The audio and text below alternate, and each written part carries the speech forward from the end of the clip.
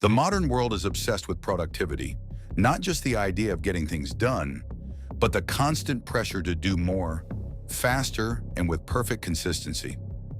Every day, people search for better systems, smarter tools, and more efficient routines, hoping to unlock a version of themselves that is always focused, always disciplined, always in control. But what if the real problem is not a lack of discipline, but a misunderstanding of how the mind actually works? Because hidden beneath the noise of productivity advice, there is a simple principle, one that does not rely on motivation, willpower, or complex planning. A principle so deceptively small that most people ignore it completely. The 1 hour rule. At first glance, it sounds almost trivial. How could something as ordinary as 1 hour change anything in a meaningful way? Much so, but this is exactly where the misunderstanding begins. Because this rule is not about time management. It is about psychological alignment. And once you understand how it truly works, you begin to see why most people remain stuck, despite their constant effort. The 1 hour rule is based on a simple idea. For 1 uninterrupted hour, you dedicate your full attention to a single task, without distraction, without switching, and without negotiation. No checking your phone, no jumping between tabs, no responding to messages just for a second. Only one thing exists in that hour, the task.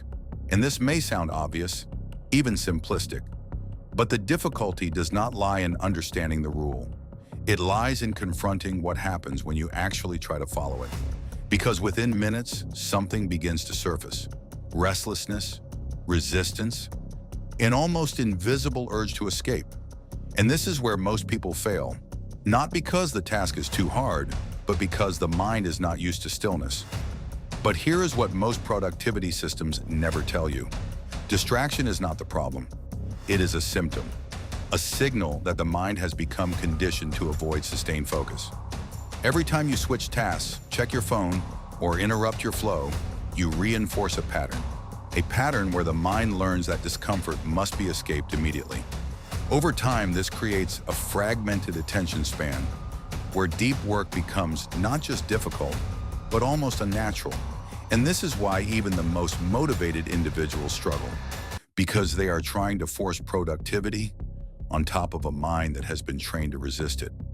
The 1 hour rule interrupts this pattern, not by forcing discipline in the traditional sense, but by creating a controlled environment where the mind has no choice but to confront itself. For 1 hour, there is nowhere to go, no escape, no distraction, no alternative. At first, this feels uncomfortable, almost unbearable, but something subtle begins to happen. The resistance starts to weaken. The urge to escape begins to lose its intensity, and in its place, a different state emerges: focus. But this transition is not immediate, and this is where most people misunderstand the process, because the first 10 to 20 minutes are often the hardest. This is the phase where the mind fights back, where it searches for stimulation, where it tries to convince you that the task is boring, pointless, or too difficult. And if you give in during this phase, you reinforce the very pattern you are trying to break. But if you stay, something shifts. Gradually, almost imperceptibly, the noise begins to settle. The mind stops resisting, and attention, once scattered, begins to gather in one place. This is the threshold, and very few people ever cross it. And here's where most people sabotage themselves. They try to extend it. 2 hours, 3 hours. All day deep focus. Wrong. The mind doesn't work that way, because what lies beyond this threshold is not just productivity. It is a completely different mode of thinking. A state where ideas connect more easily, where problems that once felt complex begin to simplify, where time itself seems to move differently. This is often described as flow, but in reality, it is something deeper. It is the natural state of a mind that is no longer divided. And yet, there is a hidden danger in this process. Because once you experience this level of focus, a new question emerges. Why can't I do this all the time? And this is where many people make a critical mistake. They try to extend the rule, 2 hours, 3 hours, an entire day of perfect focus. But the mind does not work this way. Sustained intensity requires recovery, and without it, focus begins to collapse. The 1-hour rule works not because it maximizes time, but because it respects the natural limits of attention. It is not about doing more. It is about doing one thing, completely. There is also another layer to this rule, one that is often overlooked, the psychological contract. When you commit to 1 hour, you create a boundary, a clear beginning and a clear end. And this changes everything, because the mind no longer perceives the task as endless. It becomes finite, manageable, contained. This reduces resistance before it even begins. And over time, this simple structure begins to rebuild trust between intention and action. But perhaps the most profound effect of the 1-hour rule is not productivity, it is identity.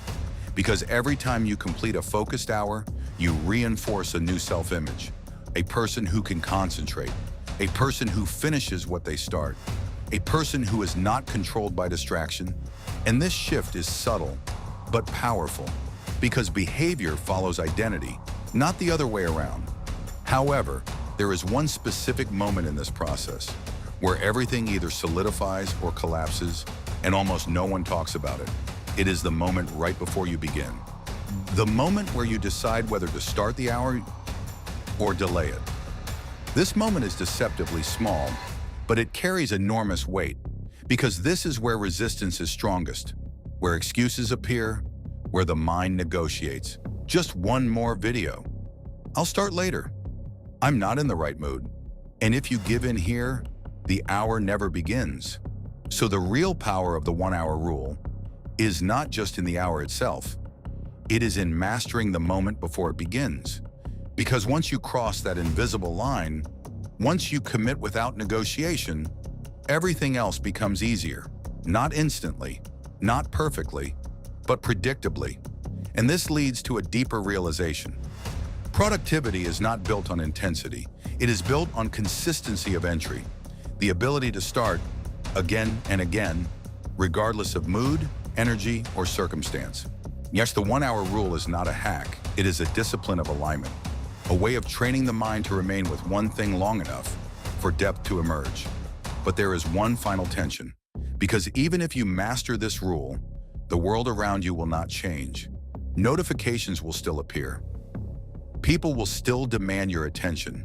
The environment will still reward distraction, and this creates a quiet conflict between the depth you are trying to build and the surface the world expects you to live on. To follow the 1-hour rule consistently is to make a subtle but powerful decision to value depth over urgency, focus over fragmentation, meaning over noise. And this choice, repeated daily, begins to reshape not just your work, but your entire relationship with time. If this idea resonates with you, then the real question is not whether the rule works. It is whether you are willing to face the discomfort that comes with it. Because the hour will test you. It will expose your habits, your impulses, your patterns of escape. But it will also show you something else, a version of yourself that most people never reach. So start tomorrow, one uninterrupted hour, no phone, tabs closed, nothing but the task. The first 20 minutes will test you. That's the point. Push past that threshold and you'll see why this rule changes everything. Subscribe if you want sustainable focus, not burnout. Comment, what's your biggest distraction in that first 20 minutes?